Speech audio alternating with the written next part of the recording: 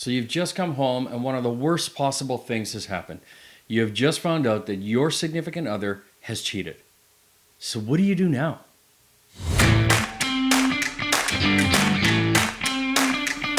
Hey everybody, welcome back to the channel where we really believe here that whatever has your attention has your direction. And right now we're in this series where we're talking about marriages, specifically how to hack them, how to make them better, and how to strengthen them. Now, from time to time, we have topics that we need to cover that are just difficult, and there's no way around it. It's hard, they're gut-wrenching, and honestly, affairs are one of those topics. So maybe you've just come home and you've learned that your significant other has cheated on you. What are you supposed to do with that? Where do you go? What's next? I believe that a starting place is the scriptures for us in terms of how we manage who we are and how we function. So, Ephesians 4:26 and 27 from the Amplified, it says this: Be angry at sin, at immorality, at injustice, at ungodly behavior, yet do not sin. Do not let your anger cause you shame or allow it to last until the sun goes down. And don't get the devil the opportunity to lead you into sin by holding a grudge or by nurturing anger or by harboring resentment or cultivating bitterness. What do I do? You know, the reality is that this is a question I get a lot. People who come into my office, they sit down, they thought they were in a meaningful, loving relationship, and by and large, they probably were. And then they find out that their spouse has cheated on them, their significant other has cheated on them, and they just don't know where to begin. They don't know what to do. There's a flood of emotions. They're all over the place. They're most certainly angry, and at the same time, they're conflicted because they've got this person that they love and they believe loves them, who cheated on them. And so they're broken. What do we do? If you are watching this and you are that person, here's some advice for you in terms of what to do moving forward. I'd say the first thing would be this. You got to take care of yourself. You know, taking care of yourself becomes critically important at this point. And in the idea of taking care of yourself, you just got to accept your feelings. There is this place of confusion until we get to a place of acceptance. Accept your feelings. Look, there is shock that kicks in, right? Because you're blown away and it just overwhelms you. There's agitation, there's fear, there's pain, there's depression, and there's confusion. And these are all normal. And so allow it. Allow it in yourself. Don't buy into this notion that you just immediately have to feel one specific way. There's going to be a variety of emotions that you're going to experience, and they're okay. You need to accept them. And you're going to feel like you're going to be on an emotional roller coaster for a while. It's the same thing I tell everyone who comes in who has this topic that they're dealing with. It is an emotional roller coaster. There's highs, there's lows, it's a mess. It's a mess. I'm not going to lie to you. And so give yourself an opportunity to deal with that. Give yourself an opportunity to accept the feelings that you have, to allow for the emotional roller coaster, recognizing that the roller coaster, they come to an end. And yours will too. It takes time to get beyond the pain of having an unfaithful partner. It just does. They break that part of us in a way that nothing else can. And so that's just going to take some time. And so don't expect this mixture of feelings and mistrust to go away, even if you're trying to forgive your partner and repair your marriage. Look, here's the reality.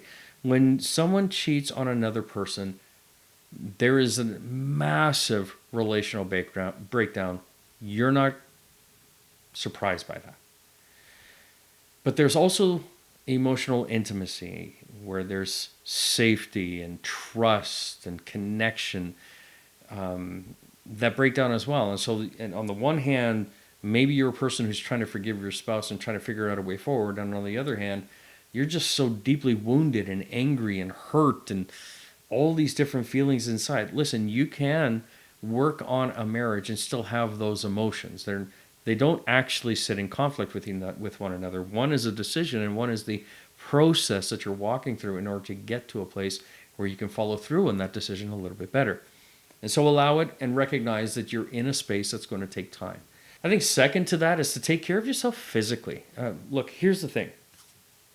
Shock does a lot of things to people. Stress does a lot of things to people. And this is most certainly one of the more shocking, stressful things that you could potentially experience in life, and most certainly in your partner relationship. So it becomes really important that you make sure that you're taking care of yourself physically. If you're not sleeping well, you're not going to be able to respond well to the people around you because you're physically exhausted. And when you're physically exhausted, you're mentally exhausted. And when you're mentally exhausted, your emotions are all over the place, and they already are in that difficult spot. So it's important that you figure out ways to sleep. It's important that you're having a healthy diet. It's important that you're getting outside, that you're connecting with other people. It's important that you're taking care of yourself physically, but even within that, to give yourself a distraction from time to time. One of the things I notice that people often do is hyper-focus on what just took place. Their minds are filled with questions. They constantly start to try and do some research, and they're looking for all kinds of people to try and offer some information as to why this happened, how this happened, did they do something wrong? How could the other person do this to them?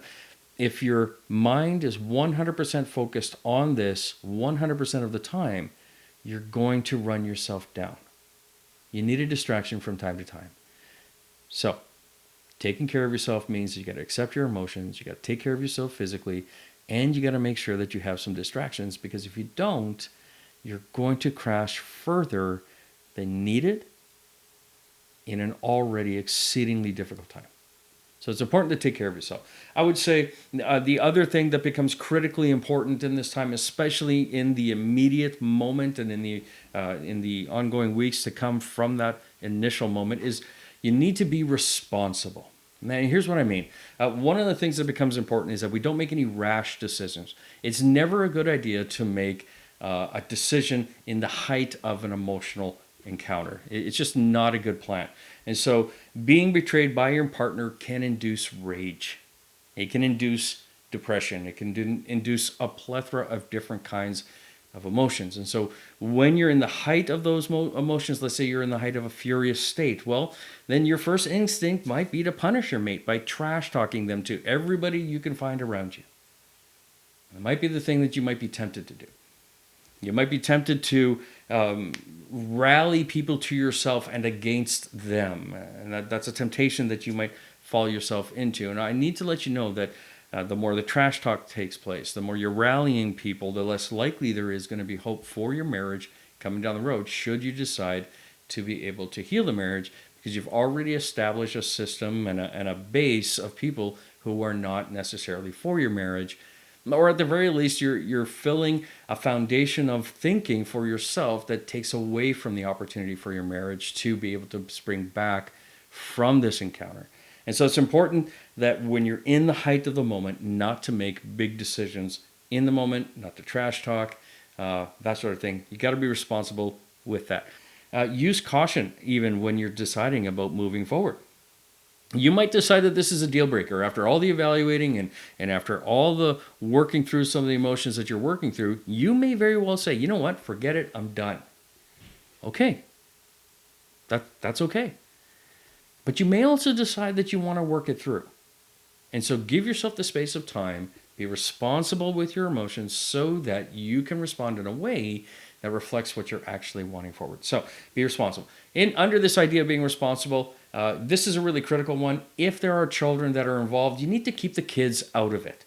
Children are not weapons. They are not part of your army. They are not part of their army.